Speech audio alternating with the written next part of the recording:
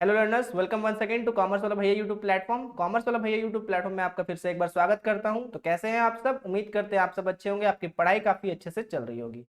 जैसा कि पिछले क्लासेस में हम लोगों ने रेक्टिफिकेशन ऑफ एरर के बारे में क्वेश्चंस कुछ कर रखा था, तो आज उसी रेक्टिफिकेशन ऑफ एरर को आगे बढ़ाते हुए आज हम लोग उसी से रिगार्डिंग कुछ क्वेश्चंस करेंगे, जो थोड़ा सा डिफिकल्टी लेवल को थोड़ा अप करेंगे और क्वेश्चंस को आगे बनाते हुए आगे बढ़ेंगे। उससे पहले एक छोटी सी इंफॉर्मेशन आपको देना चाहता हूँ कि आज की जो क्लास है, आज आपका थर्सडे पड़ रहा है, तो थर्सडे के बाद जो आपका क्लास होगा वो सीधे आपको ट्यूसडे को मिलेगा। सर क्यों ऐसा? क्योंकि सैटरडे को हाँ एक पूजा है, काफ़ी झारखंड बिहार में यूपी में इस पूजा को बहुत ज़्यादा मान्यता दी जाती है, तो थोड़ा सा फेस्टिवल में थोड़ा सा बिजी होने के कारण उस दिन क्लासेस बंद रहेंगी आपकी। वो जनरली आपकी सैटरडे को बंद रहेगी, फिर थर्सडे से आपकी ये क्लास एज यूजुअल चालू हो जाएंगी। ठीक है, तो चलिए करते हैं हम लोग अपनी क्लास की शुरुआत। चलिए एक बार फिर से आपका स्वागत करते हैं कॉमर्स वाला भैया भाई NWB में। अगर आप चैनल में नए हैं तो अभी चैनल को सब्सक्राइब कर लीजिए, बेल आइकन को प्रेस कर लीजिए नोटिफिकेशन टाइम टू टाइम मिलने के लिए।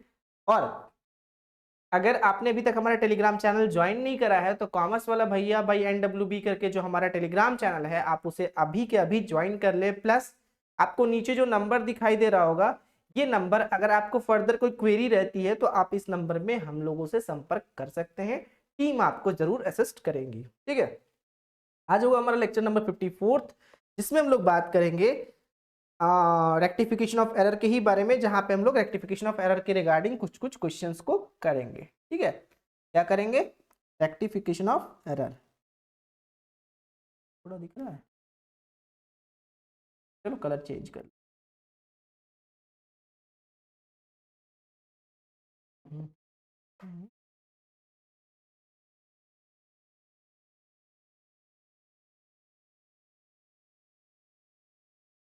रेक्टिफिकेशन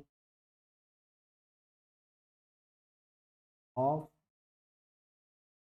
एरर्स, जो भी गलतियां हैं उनको सुधारेंगे और उसके बाद से अच्छे से बनाएंगे। चलिए एक एक करके क्वेश्चंस लेते चलते हैं और बनाते चलते हैं।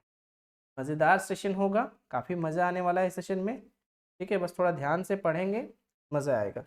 चलिए हम लोग कॉन्सेप्ट ले करके सीखते हैं। ठीक है, हम लोग क्वेश्चंस को क्वेश्चन की तरह नहीं, कॉन्सेप्ट की तरह सीखते हैं। किसकी तरह? कॉन्सेप्ट की तरह। जी सर, आप तो यही सिखाते आ रहे हो। बाकी क्वेश्चन का क्या है, क्वेश्चन तो आप अपने स्कूल में भी कर रहे होगे, कॉलेजेस में भी कर रहे होगे। तो हम लोग यहाँ पे बेसिकली सीखेंगे क्या? कॉन्सेप्ट। एक्चुअली में इन सारे एंट्रीज को किस तरीके से यूज करेंगे कि हम लोग उसमें सही तरीके से उसको बना सकते हैं। ठीक है, तो कॉन्सेप्ट को लेकर के चलेंगे। चलो कॉन्सेप्ट में लेकर के चलते, थोड़ा सा पिछले क्वेश्चन से डिफिकल्टी लेवल को बढ़ाते हैं, तब मजा आएगा बनाने में। चलो एक एग्जाम्पल लेते हैं, जहां पे एग्जाम्पल पे ध्यान से देखेंगे कि ₹3000 पेड फॉर फर्नीचर परचेज्ड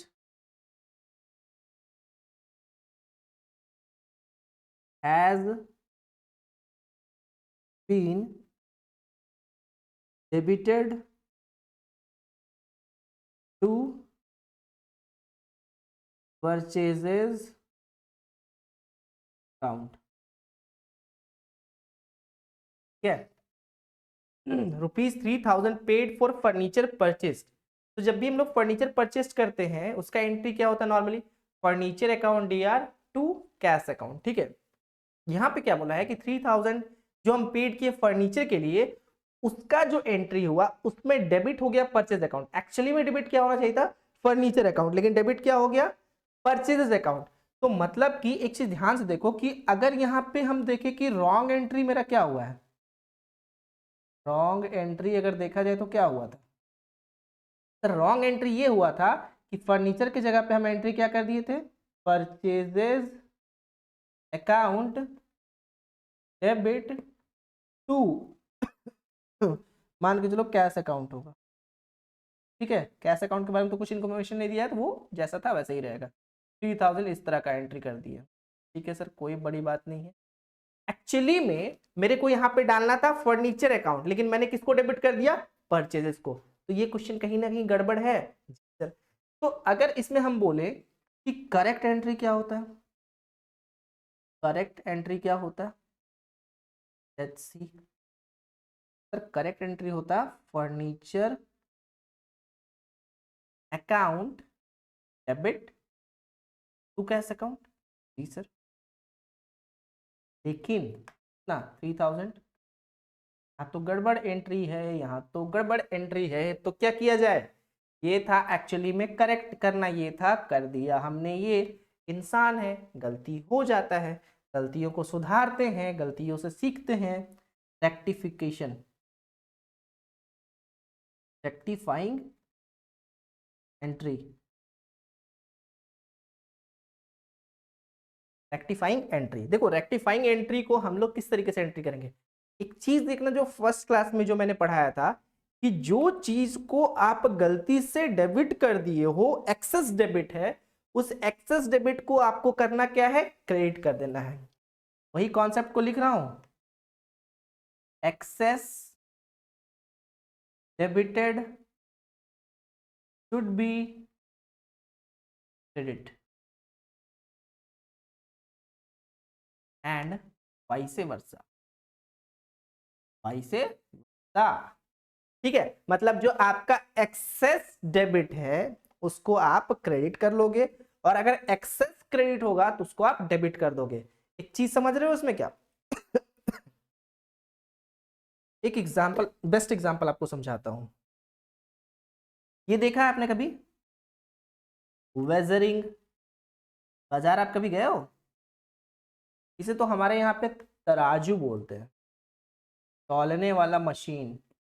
पहले के टाइम पे यही यूज हुआ करता था, वेइंग मशीन, जो हम लोग आज डिजिटल यूज करते हैं। इधर रखा जाता है स्टैंडर्ड वाला 1 kg। ये हो गया आपका 1 kg का, जो भी इसको बोलते थे स्टैंडर्ड, इसको स्टैंडर्ड बोलते हैं, 1 kg का स्टैंडर्ड। आज भी बाजार आप जाओगे तो ये चीज कुछ लोगों के पास जरूर देखा जाता है। तो ये ध्यान से एक चीज समझना कि ये जो आपका जो तराजू है, ठीक है, ये जब इसमें अगर आप ज्यादा डाल दोगे आलू, आलू अगर आप ज्यादा डालते हो, जब यहाँ पे आलू का क्वांटिटी आप बढ़ा देते हो, ध्यान देना, ये जो डंडा होगा ना, जब आलू का क्वांटिटी आप बढ़ा दोगे, ये डंडा जो है इधर की ओर झुका हुआ होगा। ठीक है, क्या करता है? इधर की ओर झुका हुआ होता है।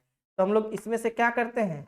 पिक करते हैं, एक आलू को निकालते हैं, फिर देखते हैं वो सही सीधा हुआ कि नहीं हुआ, फिर एक आलू को निकालते हैं, फिर देखते हैं सीधा हुआ कि नहीं हुआ, फिर एक आलू को सीधा हुआ कि नहीं हुआ। तो ये हम लोग तब तक इस प्रोसेस को करते हैं जब तक वो इक्वल ना हो जाए। ठीक है, तो हम लोग यहाँ पे एंट्री में भी कुछ वही चीज को करेंगे, तब तक उसको इक्वल करेंगे, जब तक तब तक उसको निकालते रहेंगे जब तक वो इक्वल ना हो जाए। तो सर यहाँ पे निकालोगे क्या? तो निकालना तो कुछ भी नहीं है, यहाँ बस समझना है कि अगर हम जो रॉन्गली डेबिट कर दिए थे, एक्चुअली में करना था ये, लेकिन कर दिए रॉन्गली डेबिट ये, तो जो डेबिट एक्सेस कर दिए उसको कर देंगे क्रेडिट, और जो क्रेडिट कर दिए थे उसको कर देंगे डेबिट। मतलब कि अगर बोले रेक्टिफाइंग एंट्री क्या होगा? फर्नीचर अकाउंट डेबिट टू क्या? बोलो, कैश अकाउंट नहीं, किसको एक्सेस डेबिट किए थे? Purchase account. यहाँ पे उसको क्या कर दोगे? टू परचेजेस कितने का? This is one of the most important concept, क्योंकि मेरे को लग रहा था कि कहीं ना कहीं परेशानी आपको हो सकती है, इसीलिए मैं ये कॉन्सेप्ट को फिर से एक बार आपके सामने लेकर के आया था। और ये कॉन्सेप्ट बहुत इंपॉर्टेंट है, इसके बिना कोई भी क्वेश्चंस नहीं बनेगा। ठीक है,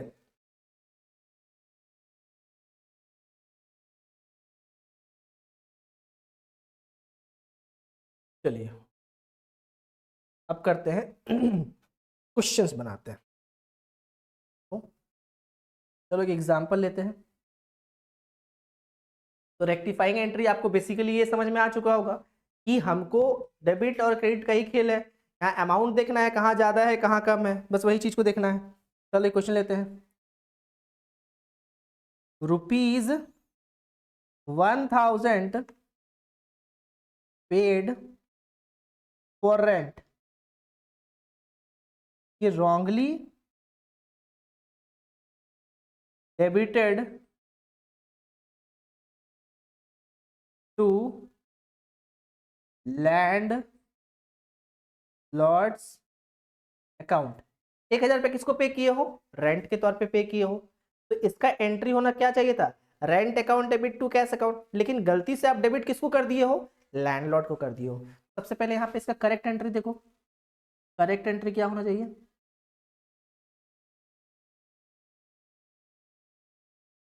rent account DR to cash account ने का सर 1000 रुपये का, ठीक है कोई दिक्कत नहीं। ये सर रॉन्ग एंट्री क्या हो गया, सर रॉन्ग एंट्री कुछ इस तरीके से हुआ यहाँ पे हम लोगों ने लैंडलॉर्ड को ही डेबिट कर दिया, account debit to cash account, ये गलती से एंट्री कर दिया।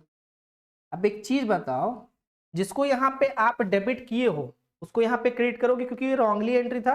तो अगर हम यहाँ पे बोले कि रेक्टिफाइंग एंट्री क्या होगा,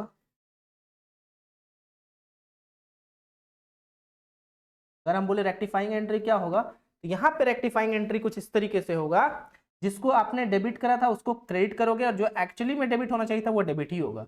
मतलब कि रेंट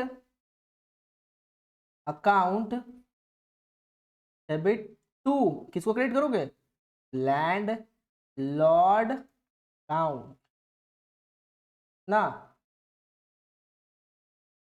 आई होप कि आपको ये काफी अच्छे से समझ में आया होगा, ठीक है। तो ये हो गया हमारा सेकंड नंबर। थर्ड पे आते हैं, चलो एक और लेते हैं एग्जाम्पल के तौर पे। हाँ, एन अमाउंट ऑफ रुपीज 1300, ठीक है, spend on annual white washing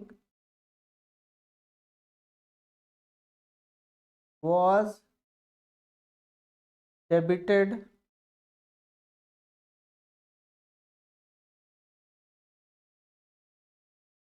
to building account, an amount of 1300 spent on annual white washing, हर साल के व्हाइट वॉशिंग में जो खर्च करते थे उसका एंट्री क्या हो गया है, बिल्डिंग अकाउंट। तो मतलब कि डेबिट किसको कर दिए हैं। अगर हम लोग बोले करेक्ट एंट्री क्या होना चाहिए, सर करेक्ट एंट्री होना चाहिए था क्या, व्हाइट वॉश, नहीं भाई, repairs account debit to cash account, ये होना चाहिए था मेरा करेक्ट एंट्री। कितना का था, 1300। लेकिन अगर आप ध्यान दो ये रॉन्गली एंट्री क्या हो गया, या ये रॉन्गली एंट्री जो हुआ यहाँ पे कर दिए हम लोगों ने, किसको डेबिट कर दिया, building account debit to cash account 1300, ठीक है। ये गलती से एंट्री हो गया। क्या सर ये दोनों के दोनों एंट्री मेरे को एग्जाम में दिखाने होंगे, नो नॉट, बिल्कुल नहीं, क्योंकि मेरे को वहां पे वो रेक्टिफाइंग एंट्री पास करने के लिए, करेक्ट और रॉन्ग नहीं, आपके सीखने के लिए किया जा रहा है यहाँ पे, ठीक है।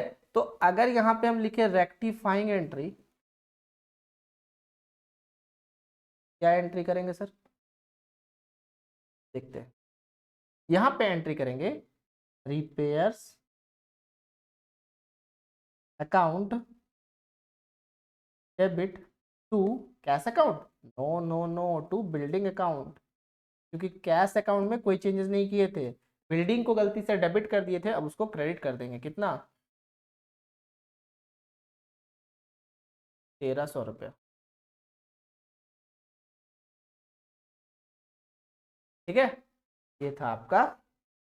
इस तरीके से मतलब हम लोग क्वेश्चंस को सॉल्व कर सकते हैं। यहाँ तक कोई दिक्कत? आई डोंट थिंक सो कोई दिक्कत होना चाहिए, बट फिर भी अगर कोई दिक्कत होगा तो ज़रूर आप कमेंट करके ज़रूर पूछेंगे। चलिए एक और छोटा सा एक और क्वेश्चन लेते हैं, ठीक है, जो कि बहुत आपको हेल्प करेगा कॉन्सेप्ट को बिल्ड करने के लिए। फॉर एग्जाम्पल लेते हैं,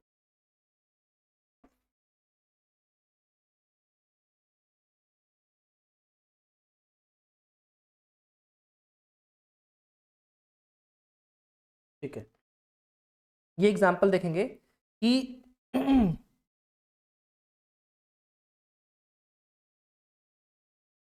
rupees 200 paid as cartage, paid as cartage for newly purchased furniture posted to cartage account. मतलब गलती से हम लोगों ने डेबिट कर दिया कहाँ पे, कार्टेज अकाउंट को। ₹200 paid as a cartage for a newly purchase furniture posted to cartage account. तो सर यहाँ पे क्या करेंगे, देखो यहाँ पे अगर देखो तो सिंपली एक बात समझो कि न्यूली 200 रुपया जो पे किए हो वो कार्टेज में पे किए थे, किसका, फर्नीचर का। क्या इसका कोई सेपरेट एंट्री जाएगा? कैसे जाएगा मेरे को बताना, बहुत अच्छे से इस चीज को सोचो। आपके लिए मैं 10 सेकंड का समय दे रहा हूं, 10 सेकंड में आप इसको सोच के बताओ। ठीक है, वीडियो को पॉज करके आप बताओ कि क्या ये यहाँ पे जो 200 का जो यहाँ पे अमाउंट दिख रहा है कार्टेज का, क्या ये एक्चुअली में कार्टेज का सेपरेट एंट्री जाएगा या फिर फर्नीचर के साथ में ये ऐड हो जाएगा? आई होप आपने पॉज करके आंसर किया होगा। तो यहाँ पे कोई भी अलग से एंट्री नहीं जाएगा, यहाँ पे ये फर्नीचर के साथ ही इंक्लूड हो जाएगा। इसका एंट्री कुछ इस तरीके से जाएगा पहले इन लोगों ने एंट्री किया था, रॉन्ग एंट्री कर दिया था, क्या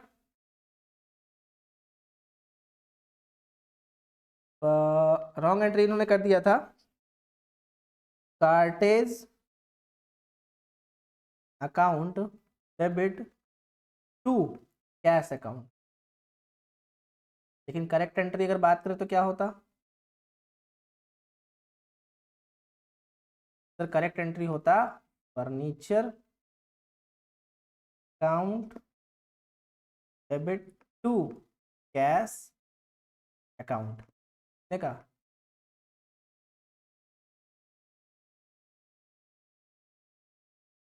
ठीक है। अब यहाँ पे अगर जब हम रेक्टिफाइंग एंट्री करेंगे वो कैसे करेंगे, रेक्टिफाइंग एंट्री कुछ इस तरीके से करेंगे, फर्नीचर अकाउंट डेबिट टू, कहाँ से, कार्टेज अकाउंट, कितने का, 100। ठीक है, तो ये सारे बेसिक बेसिक कॉन्सेप्ट जो है वो आने चाहिए, तभी आपके क्वेश्चंस जो है वो आसानी से हल हो पाएंगे। तो सवाल में जाने से पहले हम लोग कल के जो क्लास होंगे, मतलब जो नेक्स्ट हम लोग इसके ट्यूसडे का जो क्लास होगा उसमें हम लोगों ने और क्वेश्चन सॉल्व करने हैं, और ये ज़्यादा लंबा नहीं जाएगा, 2-3 क्वेश्चंस इसमें, और या मान लो हार्डली सार्डली 5 क्वेश्चंस, 6 क्वेश्चंस। ठीक है, मोटा मोटी समझ लो ना कि 6 दिन में 6 क्लास में ये खत्म हो जाएगा, 5 से 6। ठीक है, ये ज़्यादा लंबा नहीं जाएगा। चलिए, तो आज हम लोग क्लास को यहीं तक रखते हैं। ठीक है, मिलते हैं अगले क्लास में, तब तक के लिए पढ़ाई भी कीजिए, साथ साथ फेस्टिवल्स को भी एंजॉय कीजिए, क्योंकि अब जो फेस्टिवल्स है बचा हुआ अभी इस साल का I think last he festivals है, तो साथ में एंजॉय भी कीजिए, पढ़ाई भी कीजिए। चलिए फिर, तब तक के लिए इजाज़त, शुक्रिया, bye bye, take care, night.